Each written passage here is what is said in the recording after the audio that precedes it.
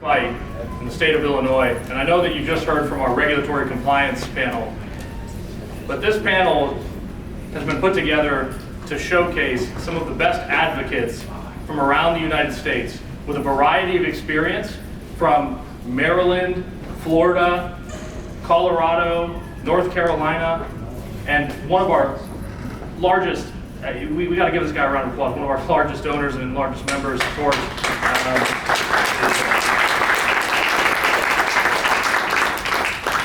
We wanted to try and illustrate to you all the importance of what it is that advocacy does and how it works and why it works. So we are honored to have Representative Shawn K Ford from the Illinois State House of Representatives, and we want him to say a few words. Thank you very much. Hope everybody's doing well. Today I was just telling them that the older I get, things change. So I can't see with my glasses, and I can't see without them. So I can't see you out there now, but I can see what I have right before me. So I don't know what anybody, I might be the oldest person in the room. I don't know what's happening in life. But it's good to get older. As you know, I'm state representative of the 8th district, and that's the west side of Chicago, the Austin community, and Oak Park, Berwyn, the Grange Park, North Riverside, Western Springs, and Brookfield, just a lot of different western suburbs. Been doing it for 17 years, and this has been the most, there's a lot of fights as a black legislator. You could imagine civil rights and trying to make sure that there's equal justice under the law, and people not understanding what that means. And so this has been a new fight for me with the cannabis and the hemp delta business. So one of the goals is to be fair. When you talk about being fair is not eliminating people in the process. And so, as you know, I've been fighting with you all and on your behalf, working to regulate Delta 8 in Illinois and the hemp products for a number of years now. And trust me, it hasn't been easy at all. I was telling the guys before the panel that the hemp Delta industry is like the 99% of the society, and the cannabis is the 1%. 99% people power. Cannabis, 1%, all the money. And all the money really impacts how public policy is actually made. And so when you have people that actually support the fight, we should be very, very grateful, because without resources, the fight is dead. It's really dead. So the more resources we have, the more people we can get out there and really fight the 1%, and that's the cannabis industry, because this industry is not out to eliminate. They just want to exist, and that's what I know. And I look around the room, of course, and I see this room being more diverse than the cannabis industry, and that's important to me. And so, in case I do see my brothers over there, you guys got businesses, that's great. I see you guys. I see the women in here. Women, you are in the same position when you think about the cannabis industry, and it's only a few people that's really dominating the industry. And I don't want to make anybody feel uncomfortable here, but it's white men. And so this industry is not like that. So thank you very much, and it makes my fight easier to stand with you. So it took me some time to even understand this industry. I don't know, I can't tell you I still totally understand the chemistry of it, because I did not do well in chemistry. And so I still don't understand the process of it, but what I do understand is that it can be regulated for everyone to understand the safety. And that's my goal, to make sure that we are able to be proactive and not reactive to this process. So events like this is critical for strategies, for people coming together. This is like a retreat. After a retreat, everybody comes out stronger and more united, and I hope that this is an example for you all to become stronger and united. I hope everyone here is on board with regulating, making sure that individuals that's not 21 are not able to purchase. I hope everyone here understand that, you know, it's my goal to work with you to make sure that there are limits to the amount of milligrams that per serving. I think we all agree that we want to be good actors and we want Illinois to be a leader in the space. So I'm here to listen, learn, and answer any questions, but definitely it's important that we stick together. And after today, after the event, hopefully you all grow the army of people to teach. More than anything, the legislators in Springfield and the municipalities across the state must understand that this product is not the product that's killing babies. Please educate my colleagues about the product. And I think most recently, even the governor made a comment about the product not being used for people with health conditions. Even our governor needs to be educated about the fact that people do use Delta hemp products for their health.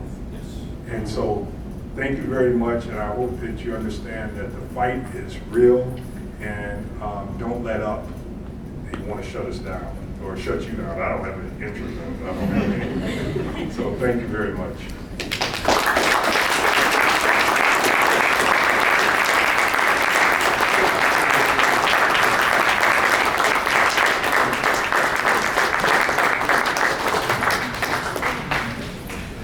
All right, panel over.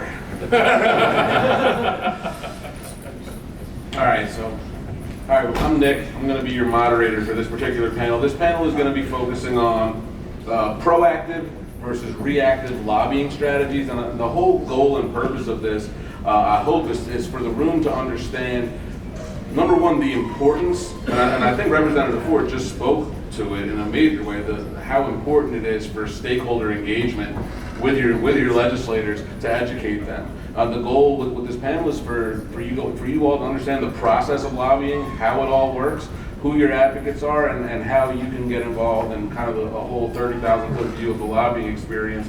So I have some prepared questions for our panelists. First, I'd like to just, if I can, just go back to Representative Ford. I want to know if you could just kind of sum up for the group how important it is that there is stakeholder engagement in the formulation and implementation of the hemp policies in Illinois, and there's 2,800. I did some research, right? There's 2,800 industry and trade associations in the state of Illinois, and so how do you, as a legislator, know how to decide? Because I would imagine there's competing industries, competing trade organizations. How do you, as a legislator, and what are you looking for from a trade association and from the stakeholders to help you make informed decisions on policies relating to this industry? Well, you know, let me also thank you for, while doing our work, I ran across this guy, and I used it in Illinois, the injunction that was put on in Maryland. I'm like, you guys want to monopolize, cannabis wants to monopolize this, but did you guys see Maryland? And look, I get to sit with him today. I've been talking about him for the last month. And so I think it's all about economics. If you want to make sure that you connect with politicians, one, you have to educate them about the truth about it. And two, you have to educate them about killing an industry that is a multi-billion-dollar industry. And so the question is, in Illinois, is it our plan to kill the industry, kill jobs, kill businesses, and kill the revenue that's coming from an industry, and then find other ways to tax citizens, like regressive tax? That doesn't make sense. So we have an industry that want to participate in a regulated form of business. They want to pay taxes. They want to be taxed. They want to be regulated. we have to make sure that they understand that killing an industry will hurt Illinois' economy. It's all about economics, and if we just stick to that, that's going to be very, very helpful when they know how much money will be lost in Illinois as a result of trying to eliminate an entire industry. So what are the biggest hurdles and obstacles that you're running into as a champion for our industry? What are the opposing viewpoints? What are you hearing? And how can this room better help to educate your colleagues to offset some of that negative talk? Yeah, I think one, every legislator, I think this industry is wide and large, and it's touching every district. So one, everyone should know their legislator and know where their business is, or friends that have businesses in state reps and senators districts. You got to reach them and let them know that we are here and we have good businesses that generate revenue for the state. We hire people, and you have to educate them about the product. What people see in Springfield, for the most part, is an industry that kills babies, because that's exactly the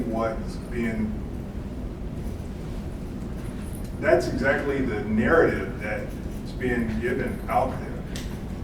I can tell you, even those individuals that are with cannabis, they're going to be with cannabis regardless, even if you educate them about the reality of this industry. And that's still a minority. The majority of the individuals in Springfield want to learn, and they want the industry to exist, but it's going to be up to us to make sure that they are able to fight back when people say things like, this product is killing babies. So educating members is key, and it takes resources to be able to get to every member to push back, because while you're pushing with your narrative, the industry that wants to monopolize it has their narrative.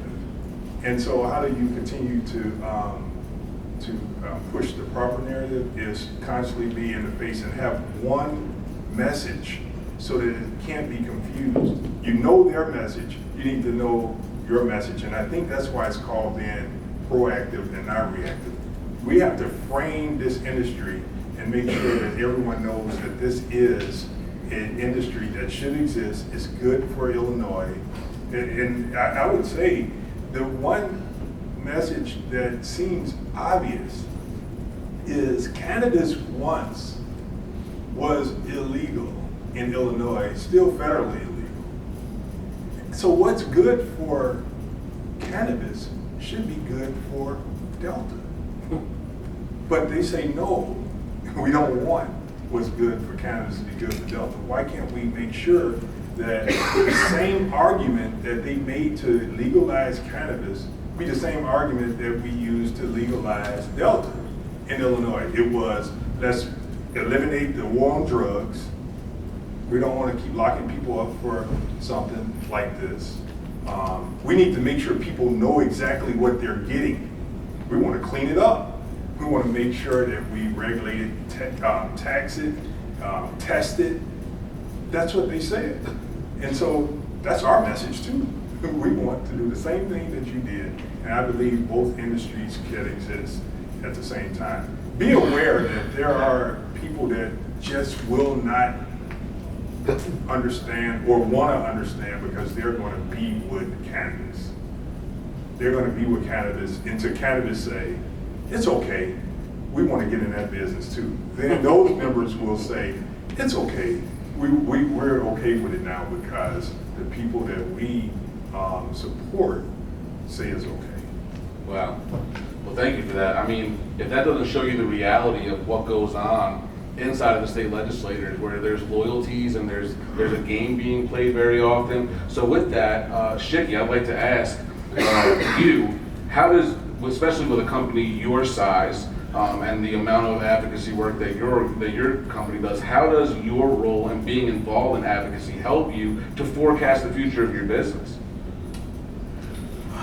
So when I look at, this is a question, I speak with JD about, and many of the other brand owners, my vendors, our employees, attorneys, we speak about this a lot, right? A lot of people call me, every week, and they ask me to predict the future.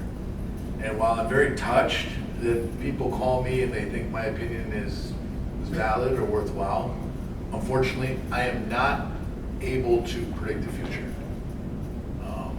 What I am able to do, right, is control my actions, right, and control my message, right?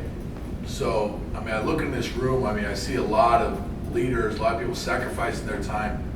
You guys be out there eating lunch, you be out there making money, you be out there doing something else besides being here, and your presence and your participation is greatly appreciated. What I do know is if we fight really hard, if we do not break our word, right? If we continue to maintain our responsibility to compassionate care in a responsible manner, in the future, I'll be honest, we will make more money. That's right. We will make more money. We'll do it safely. We'll do it with government sponsorship. We'll be able to give back more into our communities.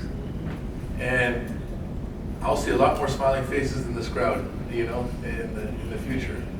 I look at some men and women out there in the crowd that I have the pleasure of working with a lot, and they are fighting hard, not only with their wallets, but with their voices and their employee resources, their time.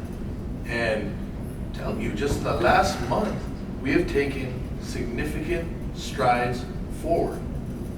You look, we were able to get an individual of very high caliber to come sit with us today after all the hard work this gentleman has put in to help us as a community. He has no financial interest in what we're doing, right?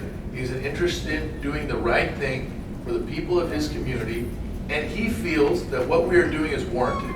So if an individual of this caliber is willing to do that, then we, who have a tremendous financial interest in this business, have to do the same. That's right. So with that in mind, how important is it, and let me rephrase it, how do your distros and your retailers and your colleagues view you as the example for this proactive engagement that you're taking? Do you think that as somebody being involved like that has only helped you to do more business because people see you being involved, your distros want to follow you, the retailers want to follow you, the other brands that want to make the type of money Torch is making want to follow you? Would you say that that's helped you? Well, 100%, because, I've noticed that there's some amazing actors in the distribution side of this business, right? And when we've had state level battles, and I've gone with JD and people like Ernie Ciascio and out into the field, and these distributors that really, really want to be good actors, that want to be partners to the community and to their government, right? And they see that we're not investing financially, because anyone can write a check, right? But we're actively participating in pushing this forward. They try their best to support us. Mm-hmm. And it means a lot, 100%. I see retailers and distributors doing the right things to help keep our business alive. And sure, we're willing to get very creative to reciprocate that for them. And, I can't say anything more than I'm super, super grateful for people regarding our actions in lobbying and protecting industry as positive ones. Yeah, that's awesome. So JD, I want to ask you something. When we get to talking about, some of these states that problems kind of just pop up out of nowhere and we're forced to get on our defensive foot, the purpose of the panel is to talk about proactive lobbying, and we know, and Representative Ford touched on it already, also how active the marijuana lobby is. and it's already occupied territory by the time we show up in most cases. Can you give an example of ways that proactive lobbying has worked out in our favor, and then conversely, how reactive lobbying works out, and just kind of the difference between the two and how they play out? So I'll point out your research, where you found 2,800 associations just in the state of Illinois. Right. Every industry has representatives, whether it be lobbyists or the executive director of an association, of a nonprofit, that advocate on their behalf. Our industry really stood up post-COVID. 2018, 2019, right, the farms were trying to get it right, massive overproduction of the actual biomass and some of the raw materials. Everyone went through the COVID blip. The last 2.5, 3 years have been the hardest legislative fights we've ever gone through, because realistically, we've only been around 5.5 years. And so I think proactive lobbying, one good example was the state of Tennessee. I don't know if many of you in this room, I see some of you that I've worked with that have national brands that ship to states all over the country. Many folks regard the Tennessee bill as the best piece of legislation for hemp in the United States currently. That was a 2.5-year fight. We were active every day, negotiating, working with legislators to get something passed in a state that did not have legal cannabis, right, as our opposition. And so our proactive approach in Tennessee helped us pass a piece of legislation that, in my opinion, honestly represents the cannabis industry and what it should look like. Diverse. Anybody can get a license in the state of Tennessee to retail, manufacture, and sell these products. That is what cannabis should be. And when we're proactive, we see that our enemies, they have to play catch up, just like sometimes we have to play catch up, right? And so a good example of that would be the state of Illinois.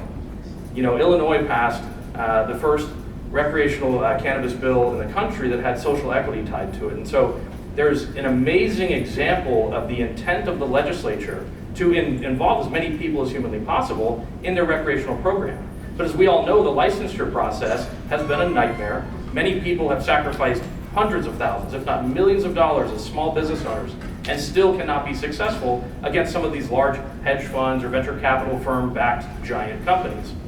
So in Illinois, some of the kind of reactive approach from the hemp industry, trying to go to the legislature and beg and plead with them to work through the issues that our industry may have and been regulated in a common sense way, has actually been really difficult. We've seen similar things in Ohio. Ohio, we've been rather reactionary because for 2.5 years, we felt there was no issue. The legislature and the legislators that we spoke to were on our side. And now all of a sudden, you've got the governor who's come out and had several press conferences saying they want to regulate these products, and some of the legislation we've seen, it's an all-out ban. You know, Rep. Ford, I think you phrased this perfectly. Yeah, it regulates you. It regulates you right out of business. And so being reactionary, at least in our industry, has almost become a necessity because we don't have enough resources to go into all 50 states all at once. And although our industry may operate in all 50 states, we're so new, many of the retailers, distributors, these are all brand new businesses. They maybe have just become profitable in the last couple of years. They don't know how to organize. They've never been a member of an association. Maybe they're a member of their local Rotary Club or whatever, but it almost is reactionary out of necessity because of the age of our industry and where we're at in the timeline of the legalization of cannabis, right? And so in some states where we're proactive, we're very successful. In some states where we're reactive, although we can influence the conversation, we're already behind the 8 ball. So the more proactive we are moving forward, literally from this day forward, the more proactive we are, the better off we all are. So yeah, I think that's a great question. And just to piggyback off of that, you know, Maryland had a very similar situation to Illinois in terms of the social equity being built into the cannabis licensing and the decimation of the hemp industry under the guise of common sense regulation. It didn't go the way we wanted it to, but the court seemed to think otherwise.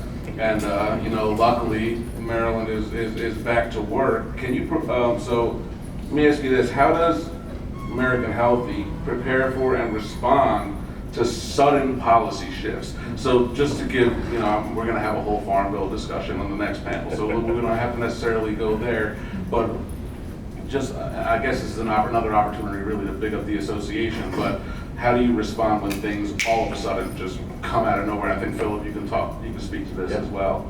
Well, it's actually a perfect point. So Philip Snow is our legislative affairs director. He is the closest thing to a clone that I have.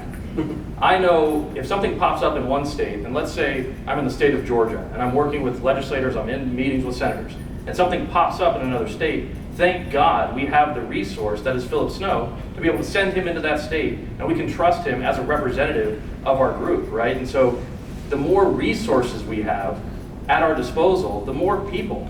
I mean, Philip Snow is one of, I have to say this, Philip, one of the most famous and one of the best cannabis attorneys in the United States, full stop. The fact that he is sitting here working with us and helping us move this conversation forward, this man helped write the recreational initiative in Colorado. This is one of the most powerful attorneys and smartest people I've ever met, and I'm proud to call him a friend, but he is a resource. He represents a dollar amount. We have to fly him out. We have to buy the plane tickets, the hotels. These are all things that take proactive fundraising. And so, Philip, I'd love to hear your perspective on what it's like to engage when things pop up all of a sudden. Thank you for the kind words. That was certainly undeserved. You know, it's interesting because there's a lot that I could say to that. But you know, I left my house yesterday in Denver, and I was on my way to the airport. I was probably 20 minutes away from my house when our North Carolina lobbyist called me and said, "Hey, there's something going on with our bill in North Carolina. It turns out they didn't change this, aspect of it, or this piece of language, whatever the case is. It's going to be up for discussion tomorrow at the Senate Judiciary Committee. I can't come to Chicago." She was supposed to be on this panel right now as a state lobbyist to talk about her ability to get to representatives and to have those meaningful conversations and things like that. And she called me yesterday and said, "This is going on." And I said, "Cool, you're staying in Raleigh. Don't worry about Chicago." And she said, "Did you bring a suit?" And I said, "I did." And she said, "Cool, you need to come to Raleigh all week next week because we're going to be in the Senate Judiciary Committee on Tuesday, we're going to be in the Senate Rules Committee on Wednesday, and we're going to be on the floor of the Senate on Thursday of next week." And this is about a piece of legislation that I have worked on for probably the last 14 months. JD and I have worked on this in what I would consider to be model legislation for the regulation of hemp-derived cannabinoid products across the country, and things happen that quickly.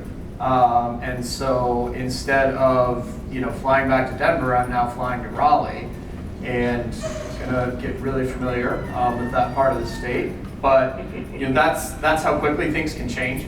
And to discuss how different things can appear overnight. We have been recently, a number of members of the American Healthy Alternatives Association have joined what is referred to as the Republican Attorney Generals Association. Now think of this as like a country club for Republican Attorney Generals. And we had the opportunity to give them a presentation at one of their events recently. And it was myself, another cannabis attorney by the name of Justin Swanson, and Chris Ware, who was just speaking up here. And we talked to a room of 27 attorney generals from all over the country for 15 minutes. And we gave a presentation about how hemp wants to be regulated, the value of understanding and educating these, about these products. And we finished, and the Attorney General, General Hilders from Nebraska, got up and said, "Listen here, these guys up there are lying to you. A 5 milligram product that they want to sell could kill my kid." And that's the room that you walk into sometime. And it makes it very, very difficult because those conversations can shift very, very quickly. On the heels of that, we find out that the large marijuana industry has been donating to the Democratic Attorney Generals Association for the last 10 years. So it's not that very hard to understand why, I think it was around 20 to 23 attorney generals sent a letter to Congress at the tail end of March saying, let's close the loophole. I wonder where that all came from, right? So it's a function of things changing very, very quickly. It's a function of people that have money, as Representative Ford was so kind to say, people who have a lot of money can influence policy. or quite frankly, the lack of a cohesive industry. And if we don't all work together, we're not all going to be singing from the same sheet of music, whether it be here in Illinois, whether it be in Raleigh, North Carolina, whether it be on the Hill in Washington, D.C. So being able to pivot, being able to mobilize, and being able to work together, is the primary reason that we are all still in business. The 2018 Farm Bill gave everybody a wonderful window of opportunity, and absent people mobilizing and coming together, the 2024 Farm Bill, we might end up with the goalposts being moved on us in the middle of the game. We might end up with the rug being pulled out from underneath this industry, or we might end up with them kicking the can down the road for another year. But all of that is a long-winded way of saying, being able to rapidly pivot, being able to rapidly engage with the legislative process in order to exert what influence we have is absolutely critical. And that's why working with associations like American Healthy Alternatives, is vital. Because American Healthy engages with lobbyists on the state level, on the federal level, lobbyists that can get you into conversations with Representative Ford, lobbyists that can get you into conversations with senators and representatives on Capitol Hill in Washington, D.C., where you can tell your story. It's very, very difficult to just walk into someone's office and say, I'm Joe Schmo, I have a hemp business in Springfield, I need to talk to Rep. Ford. Well, he's a busy guy. And quite frankly, lobbyists help open those doors. So the value of having lobbyists that can influence the legislative process, but more importantly, get you into those meetings, get you into those conversations, that's your megaphone. And that isn't inexpensive. So I would say proactive versus reactive. Usually if we're on our back foot, we've already lost. Typically, as my friend and colleague JD likes to say, if we're fighting a PR battle, we've already lost. We don't want to be in that spot. So I think that's why having a proactive strategy, making sure that you are involved in this process, whether it be with your local representatives or your local senators or even the ones on Capitol Hill in DC. That's where this happens. This isn't just time to keep your head in the sand and say, hey, we can keep making money. We don't need to do anything about child-resistant packaging. We just need to kind of keep moving down the road. That's, as one of my lobbyists in Colorado likes to say, you're either driving the bus or you're getting run over by it. Yeah, I think that's a great point, and it's kind of funny, and both funny and convenient, that timing with that letter going with all the AGs going to Congress and asking them to close the loophole. I always find it funny when cannabis companies echo Prohibition era, talking points. They sound like the prohibitionists very often. I think it's kind of frustrating. So you talked about mobilizing people quickly. So what strategies as an association, I think everyone probably can speak to this, do you use to mobilize people quickly and get people to show up and get people to rally? And so what strategies have you implemented successfully in some of these states to get a W on this side of the column? I think honestly, working collaboratively amongst competitors, that's been my superpower, is getting many competitors who may do the exact same thing on a phone call and get them in the same room and using their brain power. There are very creative individuals in this industry who have navigated using artificial intelligence, using cutting edge technology to develop messaging, to get it out into the social media world, to get it out into some of the biggest platforms in the world. Using our resources collectively, you might know a guy, well, what's that theory, 6 degrees of separation? Mm-hmm. You might know a guy who knows a guy who knows a guy who knows the President of the United States. You might know a guy who knows a guy who knows a guy who knows Joe Rogan, right? And so as we engage in a state, rallying the troops sometimes is as simple as getting 3 or 4 or 5 people on a phone call and saying, hey, we got to get this message out to as many businesses as possible. And someone will pop up with an idea and say, hey, I've got this distributor, I've got this person, they've got giant mailing lists, we're going to push this message out to 10,000 retailers in 5 minutes flat. And I've seen that happen. One example, the state of Georgia, we put together a QR code, a flow code, that generated over 130,000 emails to elected officials over the course of 3 weeks. Wow. So. Let me tell you, the fight is still live. I just got a text from Mark, he's holding back there, that was up fighting all night while they were trying to ban it. So Cap Facts, how many people ever read Capital Facts? It's a publication in Springfield. Just now, it just came out. It says, today, on Cap Facts right now, state lawmakers left Springfield last week without getting a plan to ban Delta 8 products across the finish line. A bipartisan group of lawmakers and Governor Pritzker are concerned about the potential of more children and adults getting sick from the unregulated synthetic THC products over the summer.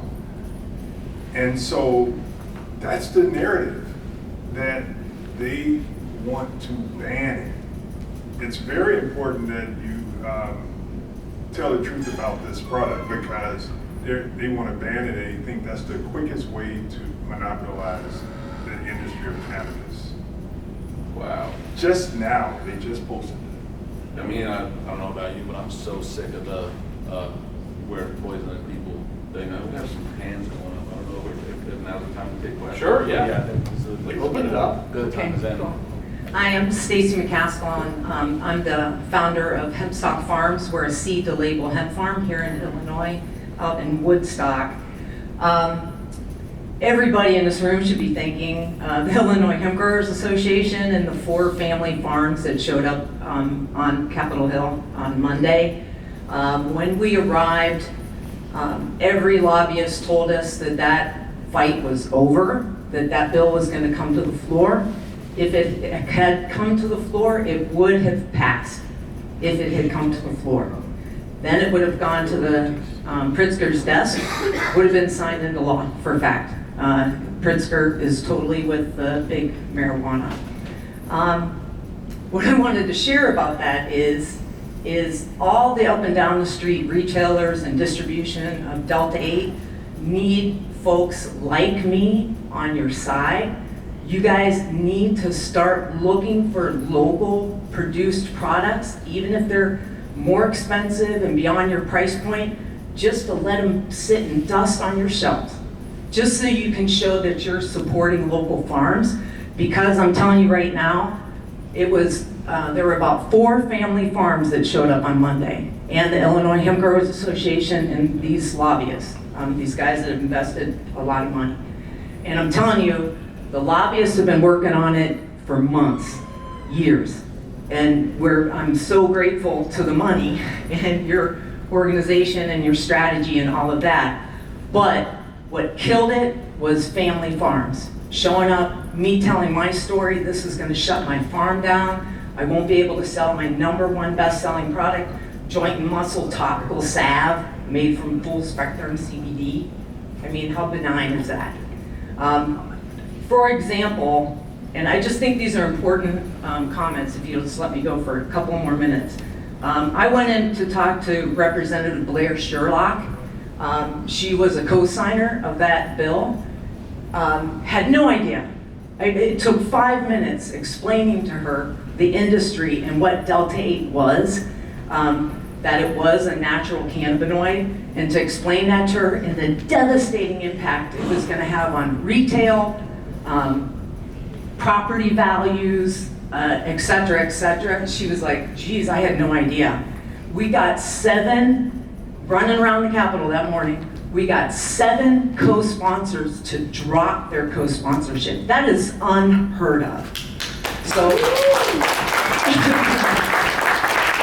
just want to say that. Now, the other thing I just want to mention about that is, you know, it's difficult for us to keep going in front of our customers to tell them the sky is falling, the sky is falling, the sky is falling.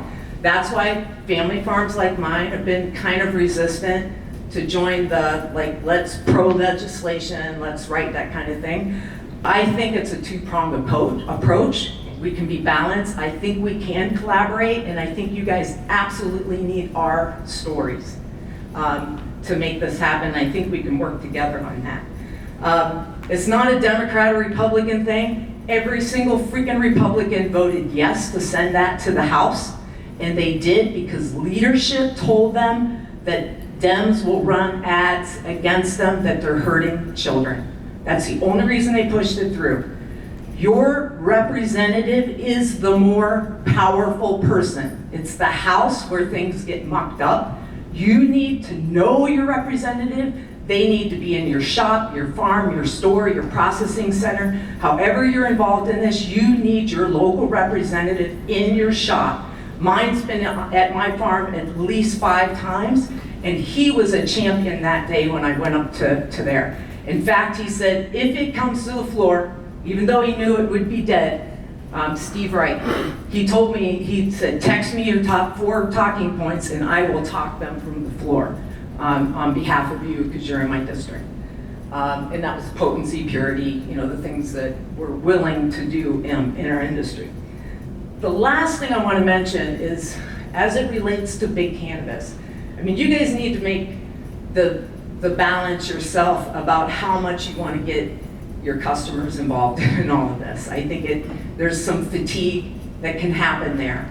And anybody that's been involved in social justice knows what I'm talking about. That fatigue can kind of set in. So you have to be somewhat careful about your selection. But I think we can create coalitions and educate the people who are benefiting, the economic beneficiaries of big cannabis, and tell them that their objectives, their economic objectives in associating with big cannabis can be much more quickly achieved and with bigger margins by associating with hemp.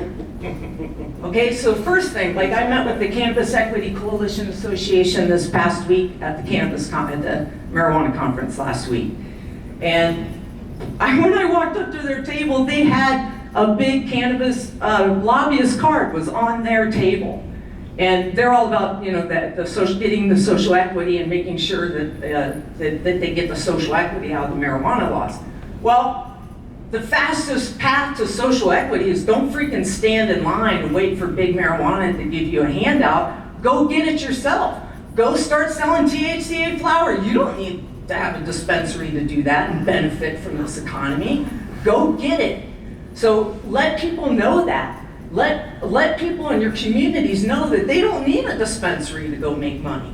Let's get after it. Now the second thing is the path to normalcy, and this is my last comment, no, I'm done hijacking your excellent panel. Path to normalcy. There was a bunch of event planners putting on workshops last week at that cannabis conference, and they were talking about big marijuana sponsoring all these things and trying to figure out how to have consumption and also sell, like have table service, basically. Big marijuana can't do it, we can. Hemp can. We can get into restaurants, we can get into venues, that kind of thing. Let's collaborate with big marijuana and tell them, we'll pave the path to normalcy. You can't get table service yet? You need data, they need data. Nobody will insure this. There's no data. So those are my tips on how we could relate, and I'd like to hear your comments about any of those strategies, and whether you think they'll work or not. Well, thank you.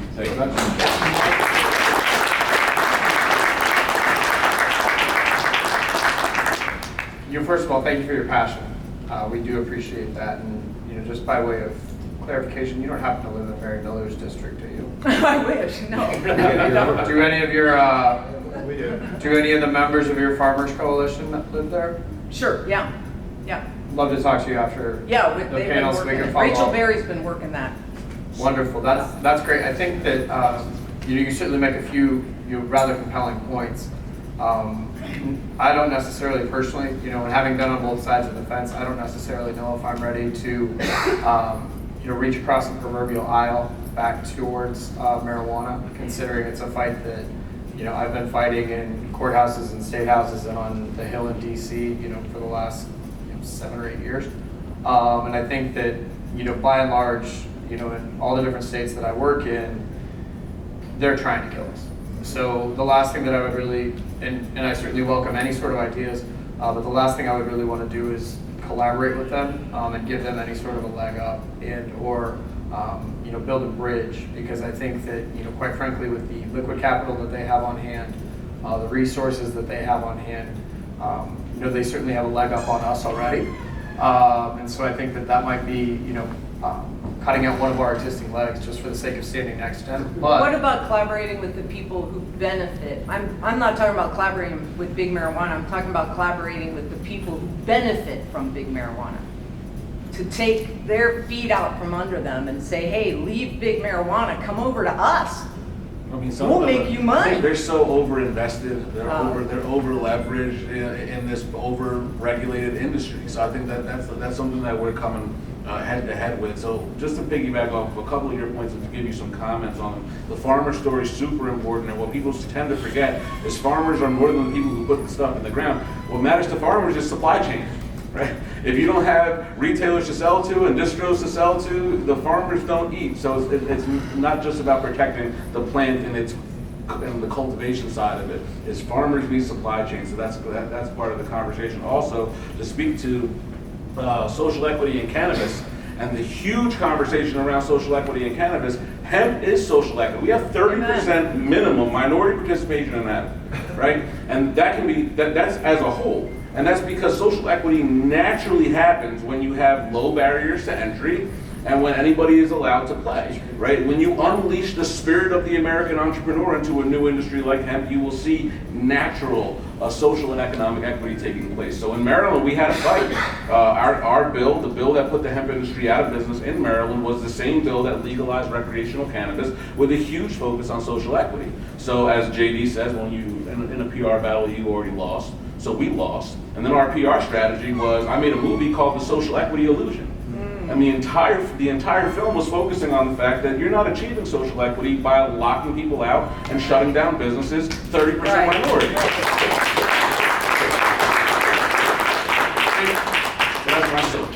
I think we had